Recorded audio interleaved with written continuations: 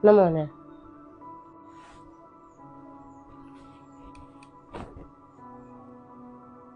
ഞാൻ പണിയെടുക്കണ പെരീത്തെ കുട്ടീൻ്റെതാണ്. എനിക്ക് പാകാവോ നോക്ക്.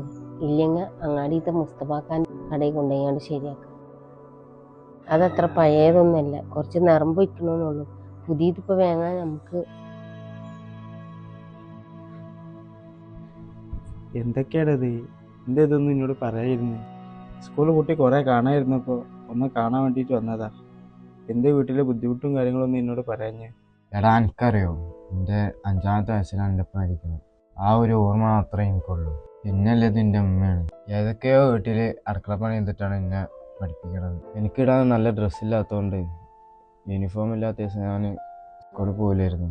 ഇനിയിപ്പോൾ പറ്റൂലല്ലോ. പഠിക്കണം, നല്ല ജോലി വാങ്ങണം, ഈ കഷ്ടപ്പാടൊക്കെ തീർക്കണം. എനിക്കൊരു ബാപ്പ ഉണ്ടായിരുന്നെങ്കിൽ, അല്ലെങ്കിൽ ഒരു ഏട്ടൻ ഉണ്ടായിരുന്നെങ്കിൽ.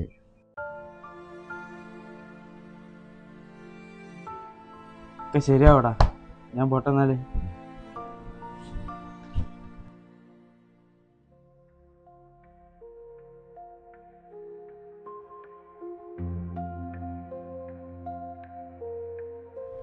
മോനെ ഈ ഡ്രസ് ഒന്ന് ചെറുതാക്കി തരാം. എന്റെ തന്നെ ഇത് എൻ്റെ തന്നെയാണ്. തടി പറഞ്ഞപ്പോൾ ലൂസായി. നാളേക്ക് ശരിയാക്കി തരട്ടാ. മോനെ ഇജ സൈനാറിന്റെ മോനല്ലേ?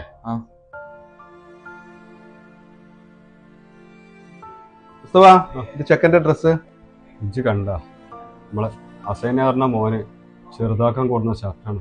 ഏത് അസൈനാറ്? നമ്മളെ തിരുത്തിയില്ലേ, നമ്മളെ ആക്സിഡന്റായി മരിച്ചില്ലേ, മോന്റെ മോന്. ഇതിനെന്താ കുഴപ്പം? കുഴപ്പമൊന്നുമല്ലടാ, ഇത് കുറച്ച് മുമ്പ് ഞാൻ വേറൊരു കുട്ടിക്ക് അടിച്ചു കൊടുത്ത ഡ്രസ്സാണ്. മേലേത്തോടിയിലെ ഇബ്രാഹിമിന്റെ മോനക്ക് വേണ്ടി അടിച്ചതാണ്. ഈ കുട്ടി ഇമ്മ അവിടെയുള്ള പണിയെടുക്കുന്നുണ്ട്. ഇതാ ചെറുതാക്കാൻ കൊടുന്നാണോ അവന്. എനിക്കറിയോ അസൈനാറും ഞാനും എങ്ങനെ കഴിഞ്ഞാന്ന്. ഇത് കണ്ടപ്പോൾ കണ്ണ് നിറഞ്ഞിപ്പോയടാ. എന്താ ചെയ്യാ മുസ്തഫാക്ക, വിധിയാണ്. എന്നാലും ആ കുട്ടിന്റെ പക്വത കണ്ടിട്ട് എന്നോട് പറഞ്ഞതേ തടി കുറഞ്ഞപ്പോ പാകാക്കാൻ കൊടുന്നാന്നാ പറഞ്ഞത്. നമ്മളെ മക്കള് ശരിയോ അങ്ങനെ പെരിയിലെ കഷ്ടപ്പാട് കണ്ട് വളർന്ന മക്കളാണത്. അതിന് നമ്മളെ മക്കൾക്കേ നമ്മൾ അവസരം നൽകലില്ലല്ലോ. അവരാവശ്യപ്പെടുന്നതൊക്കെ നമ്മൾ സാധിപ്പിച്ചു കൊടുക്കലല്ലേ. എന്നായിക്കോട്ടെ.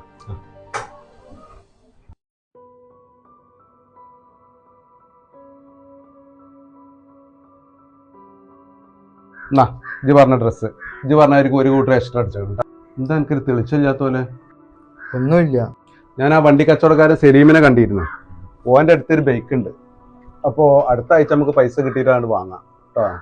ഞാൻ അതിൻ്റെ പേരിലൊരു കുറുമ്പ് വേണ്ട. എനിക്ക് വേണമെന്ന് പറഞ്ഞതൊക്കെ ഞാൻ വാങ്ങി തരുന്നില്ലേ. മൊബൈൽ വേണമെന്ന് പറഞ്ഞപ്പോൾ മുന്തി തന്നെ വാങ്ങി തന്നു. ബൈക്ക് പിന്നെ വാങ്ങാന്ന് പറഞ്ഞിനല്ലേ ജി കുറുമ്പ് പിടിച്ചിട്ടുണ്ട്.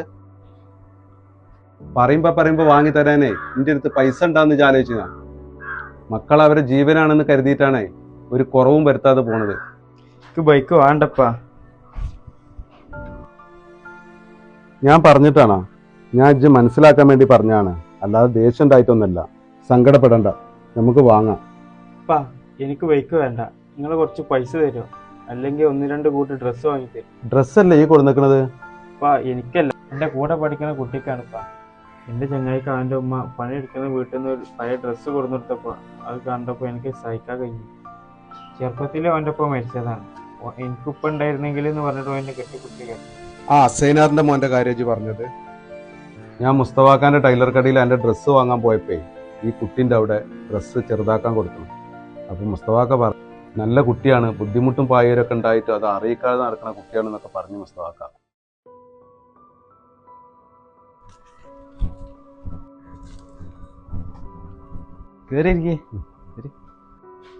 എന്തടത്? എനിക്കുള്ള ഡ്രസ്സാടാ. ഞാൻ ഡ്രസ്സൊക്കെ എൻ്റെ അടുത്ത് ഉണ്ടാ. ഇനി കരയരുത്, എനിക്ക് വേണ്ടതൊക്കെ ഇനി എൻ്റെ വാപ്പ വാങ്ങിത്തരും. മോനോട് വാ.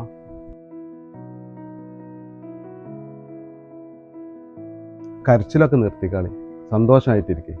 നല്ലോണം പഠിച്ചാൽ മതി നിങ്ങളൊക്കെ. അതിനുവേണ്ടി എന്ത് ആവശ്യമുണ്ടെങ്കിലും ചോദിക്കാൻ പഠിക്കരുത്. എന്നെക്കൊണ്ട് കഴിയണ കാലം ഇവനക്ക് വാങ്ങിക്കൊടുക്കുന്ന രീതിയിൽ എനിക്കും ഞാൻ വാങ്ങിത്തരും. നിങ്ങളൊരു കാര്യം മനസ്സിലാക്കിയാൽ മതി, നിങ്ങളെല്ലാ ആഗ്രഹങ്ങളും മാതാപിതാക്കൾ സാധിച്ചു തരുന്നത് നിങ്ങളോടുള്ള ഇഷ്ടം കൊണ്ടാണ്.